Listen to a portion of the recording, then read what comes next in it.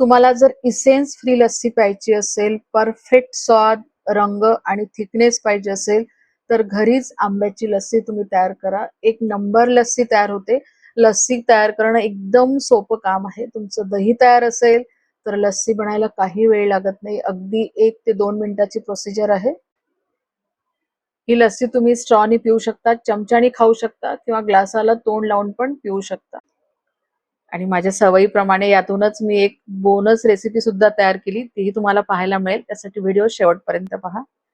नमस्कार, सुषमा जल्दी wealthy recipes and salad मध्ये सर्वांचे खूप खूप स्वागत. आणि परत आपण एकदा आंब्याची रेसिपी घेऊन आलेलो आहे. आणि आज आपण बनवणार आहोत आंब्याची लस्सी. उत्कृष्ट लस्सी तयार होते, म्हणजे बाहेर मिळते त्यापेक्षा कितीतरी पटीने चांगली लस्सी तुम्ही घरी तयार करू शकता. आणि हे तुम्हाला तेव्हाच कळेल जेव्हा तुम्ही घरी लस्सी बनवाल आणि प्याल. आणि बनवा, प्या आणि नंतर मला कमेंट्स करून सांगा की लस्सी कशी तयार होते ते. आपण रेसिपी बघूया, पण त्याआधी जर तुम्ही माझ्या चॅनलवरती नवीन असाल किंवा अजूनही माझं चॅनल सबस्क्राईब केलं नसेल तर प्लीज चॅनलला सबस्क्राईब करा. रेसिपी आवडली तर जास्तीत जास्त लाईक करा, शेअर करा. तसेच बेल आयकॉनला पण क्लिक करा, जेणेकरून माझ्या नवीन व्हिडिओचे नोटिफिकेशन पहिल्यांदा तुम्हाला येतील. आणि चला रेसिपी बघूया. मँगो लस्सी बनवण्यासाठी अर्ध्या लिटर दुधाचं मी घरीच दही तयार करून घेतलं. आणि दही तयार झाल्यानंतर ते मी फ्रीजमध्ये ठेवलं होतं, म्हणजे ते छान थंड येतं. दही आहे ना आंबट नको, म्हणजे एक्झॅक्ट जे आहे ना 4.5-5 तासात दही बनते, जसं दही बनलं तसं फ्रीजमध्ये ठेवून द्यायचं, म्हणजे ते आंबट होत नाही. आणि थोडा वेळ अर्धा पाऊण तास फ्रीजमध्ये ठेवलं की लगेच त्याची लस्सी तयार करायला घ्यायची. तर तुम्ही बघू शकता छान आपलं हे दही तयार झालेलं आहे. लस्सी मी चिनी मातीच्या बरणीमध्ये करत असते, पण त्याच्यामध्ये लोणचं असल्यामुळे आता हे सगळं दही मी या काचेच्या बरणीमध्ये टाकून घेते. तर लस्सी तयार करण्यासाठी दही ताजं घ्या आणि खूप आंबट नको. पहिल्यांदा या दह्याला आपण घुसळून घेऊ. काचेची बॉटल आहे त्याच्यामुळे लाकडी घुसळणीचाच वापर करा. तर छान एकजीव करून घ्यायचं. मिक्सरमध्ये आपण दही फिरवून घेतलं ना तर खूप पातळ दही होतं, म्हणून अशाच पद्धतीने तुम्ही घुसळून घ्या. बघू शकता तुम्ही आपलं संपूर्ण दही छान घुसळल्या गेलं आहे. आता ही घुसळणी एखाद्या प्लेटमध्ये ठेवून द्यायची. त्याला हिला परत वापरायचं आहे.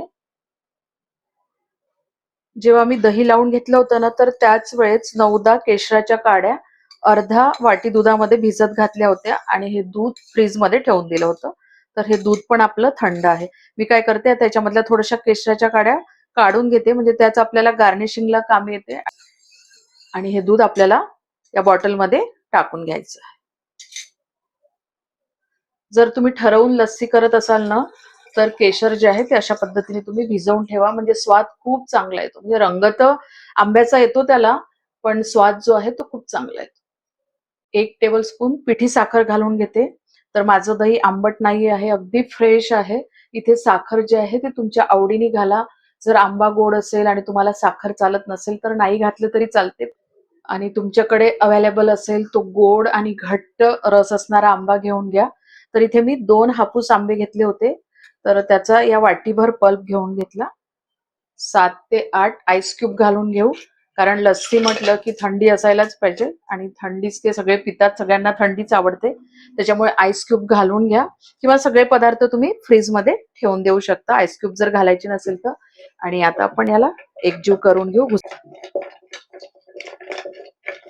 केशरामुळे ना अप्रतिम चव येते याला. आणि तुम्ही बघू शकता हळूहळू त्याचा रंग किती सुंदर रंग असा येतो आहे.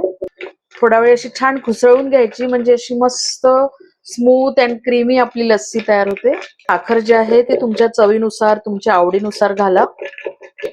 कारण बरेचदा जेव्हा आपण बाहेर लस्सी पितो ना तर इतकी गोड असते, खूप जास्त प्रमाणात साखर घातल्या जाते आणि मग ती लस्सी पिल्या जात नाही.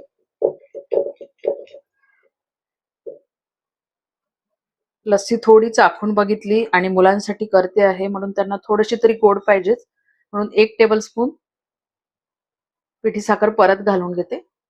साखर टाकल्यानंतर परत घुसळून घेऊ. आणि तुम्ही बघू शकता हा हा ते मस्त आपली लस्सी तयार आहे. चमच्याच्या साहाय्याने तुम्हाला मी दाखवते. बघा लस्सीचा रंग बघा आणि थिकनेस बघा, अगदी परफेक्ट झालेली आहे. ग्लासमध्ये 2-3 बर्फाचे खडे टाकून घ्यायचे आणि तयार करून घेतलेली lassi. Wow, super. Super super super. त्यावरती हे काढून ठेवलेलं केशर, वाव, एकदम टेम्पटिंग दिसत आहे. आणि इथे आपली मस्त थंडा थंडा कूल कूल मँगो लस्सी तयार आहे. आता तुम्हाला एक प्रश्न पडू शकते की अरे या बॉटलला तर खूप सारं लागलं होतं, तर त्याचंही सोल्युशन मी तुमच्यासाठी शोधलं. तर ज्यांनाही सगळं लागलं होतं, म्हणजे ती घुसळणी होती, घुसळणीला बरंच लागलं होतं, चमच्याला बरंच लागलं होतं, या बाउलनी एक बाउलभर मी पाणी घेतलं आणि ते सगळे भांडे स्वच्छ करून घेतले. आंब्याचा रस मिक्सरमध्ये फिरवून घेतला होता, तर त्याला बराच रस लागलेला होता आणि थोडासा रस शिल्लक होता, म्हणजे 2 टेबलस्पून वगैरे रस असेल, तो रस पण मी याच्यामध्ये टाकून घेतला. थोडीशी साखर घातली आणि आता आपण हे मिक्सरला फिरवून घेऊया. परत दह्याचं भांडं होतं, त्याला पण थोडंफार दही लागलं होतं, ते पण मी याच्यामध्ये टाकून घेतलेलं. हे पण किती सुंदर तयार झालेलं आहे आणि तुम्ही हे मँगो प्यूश म्हणून पिऊ शकता, म्हणजे काहीही वाया जात नाही.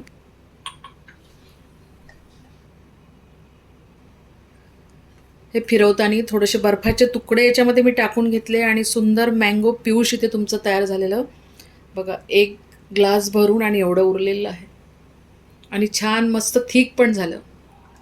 आणि तुम्ही पण लस्सी घरी तयार करा आणि या लस्सीचा आनंद घ्या. आवडली तर लाईक शेअर करायला विसरू नका. परत भेटूया अशाच एका छानशा रेसिपी सोबत. तोपर्यंत धन्यवाद.